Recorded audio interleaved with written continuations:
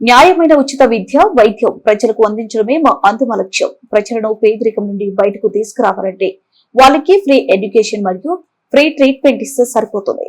కానీ ఈ దోపిడీ ప్రభుత్వాలు అవి ఇవ్వకుండా ప్రజలను సోమరిపోతులను చేసే ఉచిత పథకాలు ఇస్తున్నాయి. ఎమ్మెల్సీ తీర్మానం వలన ఏం చెప్తుండు, హెల్త్ అండ్ ఎడ్యుకేషన్ ఫ్రీగా ప్రతి ఒక్కరికి కార్పొరేట్ లెవెల్లో ఫ్రీగా అందించాలనేది మా ఫ్యూచర్ లక్ష్యం అది అని పెట్టుకున్నాం. హెల్త్ అండ్ ఎడ్యుకేషన్ ఇక్కడ రాష్ట్రంలో ఇంజనీరింగ్ మరియు ఫార్మా కాలేజీలు 293 ఉన్నాయి. ఇంజనీరింగ్ సీట్లు 2 ఉన్నాయి. సార్ ఇది క్లోజ్ చేయాలి సార్. ఇది మొత్తం తెలంగాణ రాష్ట్రం ఇప్పుడు కొంత చెప్తా. మొత్తం తెలంగాణ రాష్ట్రంలో ప్రైవేటు విద్యా వ్యాపారం ఒక ఏడాదికి 92,000 కోట్లు.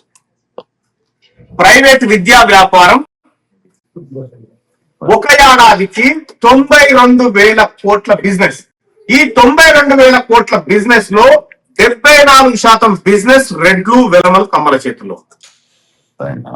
Okay, same time health almost all 90% వాళ్ళ చేతుల్లో.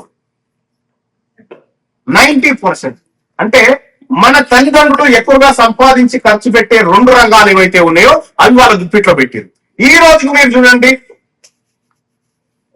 మీరు మీ ఫోన్ లో టైప్ చేసి చూడండి, Kaloji Narayana Rao health university VC ఎవరో చూడండి, రెడ్డి ఉంటారు. JNTU always Reddy. JNTU VC ఎవరు ఉంటారు, రెడ్డి ఉంటారు. ఎందుకు?